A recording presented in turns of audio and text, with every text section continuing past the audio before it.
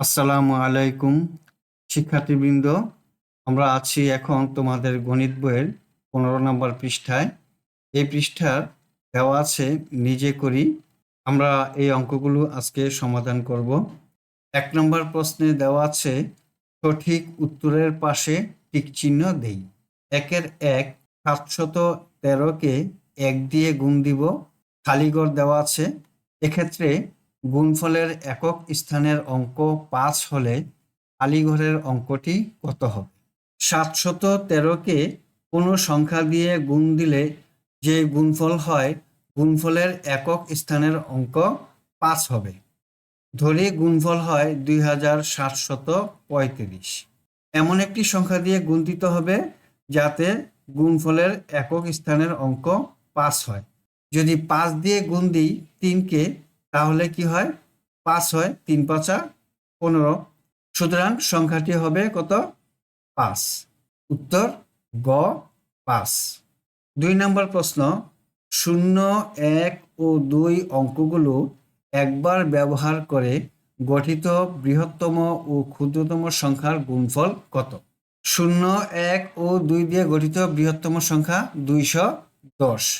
0, 1 ও 2 দিয়ে গঠিত ক্ষুদ্রতম সংখ্যা হবে 102। এখন এই দুইটি সংখ্যার গুণফল কত হবে? এখন বৃহত্তম সংখ্যা 210 এবং ক্ষুদ্রতম সংখ্যা 102 দিয়ে গুণ করি। গুণ করলে গুণফল হয় 21420। তাহলে এখানে সঠিক উত্তরটি হলো গ 21420। 3 নম্বরে একটি বিদ্যালয়ে 1350 জন ছাত্রছাত্রী আছে। প্রত্যেক ছাত্রছাত্রী 200 টাকা করে দরিদ্র তহবিলে জমা দিলে কত টাকা হবে? এখানে 1350-কে 200 দিয়ে গুণ দিতে হবে। আমরা গুণ দিলাম, গুণফল 2,70,000। এখানে সঠিক উত্তরটি হলো খ 2,70,000 টাকা। 4 নম্বরে দেখো, 98,765-কে 100 দিয়ে ভাগ দিলে এখানে ভাগশেষ কত হবে? আমরা পূর্বে এই ধরনের অঙ্ক করেছি। 100 দিয়ে ভাগ দিব, একের পাশে 2টি শূন্য, তাই এখানে 65-র নিচে দাগ দিই। এই 65 হলো ভাগশেষ এবং 987 হলো ভাগফল। সুতরাং উত্তর হবে ঘ 65। 5 নম্বরে ভাগের ক্ষেত্রে কোন সম্পর্কটি সত্য? আমরা জানি ভাগশেষ সবসময় ছোট হয় এবং ভাজক বড় হয়। সঠিক উত্তরটি হবে খ ভাগশেষ ভাজক থেকে ছোট।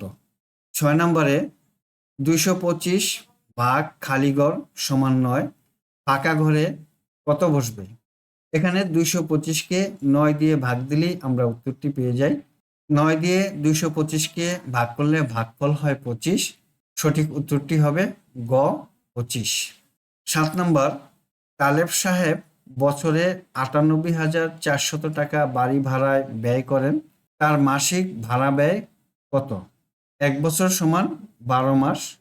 12 দিয়ে 98,400-কে ভাগ দিলেই আমরা উত্তরটি পেয়ে যাব।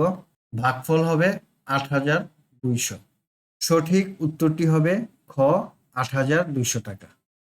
শিক্ষার্থী বন্ধুরা, আজকে তাহলে এই পর্যন্তই। দেখা হবে পরবর্তী ভিডিওতে। তোমরা সকলেই সুস্থ থাকো, ভালো থাকো। আল্লাহ হাফেজ। আসসালামু আলাইকুম রাহমাতুল্লাহ।